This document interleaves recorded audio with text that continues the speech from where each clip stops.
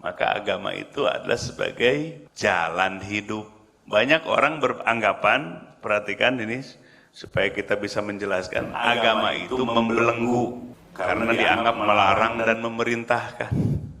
Jadi ini orang-orang awam di luar sana menganggap agama itu pembelengguan, nyuruh dan melarang. Padahal dalam kehidupan saja di jalan ada perintah, ada larangan apa enggak? Semakin kota metropolitan, ada yang pernah ke Singapura? Ke Singapura deket situ, dekat Lampung, tinggal renang aja sedikit. Oh, kalau belum ke Singapura, belum. Ke Singapura belum. Kalau ke Hong Kong pernah belum? Tambah jauh dikit. Perhatikan. Yang disebut dengan smart city. Smart city, kota yang cerdas. Di situ semakin banyak aturannya. Jadi semakin kota itu kota metropolitan, semakin banyak apanya? Aturannya. Nggak boleh di situ, harus di sini. Terus semua membimbing manusia yang ada di dalam kota tersebut. Kecuali kalau kalian nggak mau diatur, pingin nggak mau diatur? Tuh, tinggal di Kalimantan. Tapi jangan di Kalimantan di Sampit. Di hutannya, ya, berdampingan tetangganya adalah apa? Yang suka gelantungan tuh? Orang utan. Nah, di situ kalian hidup bebas, nggak ada aturan. Jadi kalau hidup di hutan seperti binatang, silahkan kalau mau diatur. Tapi kalau hidup di sebuah kota, kota yang metropolitan, smart city, nah di situ banyak aturannya. Hebat yang mana? Di hutan atau di tengah kota? Tengah kota fasilitasnya ada. Lapar-lapar, pijit, datang, GoFood, ada GoPay, ada apa lagi? Gojek, GoShop. Coba hidup di kota. Pingin duren nggak usah nunggu musim duren. Bener nggak? Coba tinggal di kampung.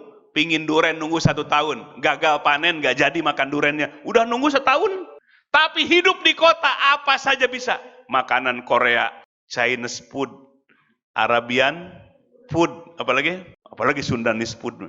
Semua ada yang ada di dunia, namanya kota besar, kota metropolitan. Tapi ingat, aturannya pun apa, gratis hidup di kota besar. Di Singapura aja kalau nggak bisa kerja, lebih baik keluar saja, karena tidak akan bisa hidup di kota Singapura kalau nganggur. Di Hong Kong nggak bisa hidup kalau nganggur.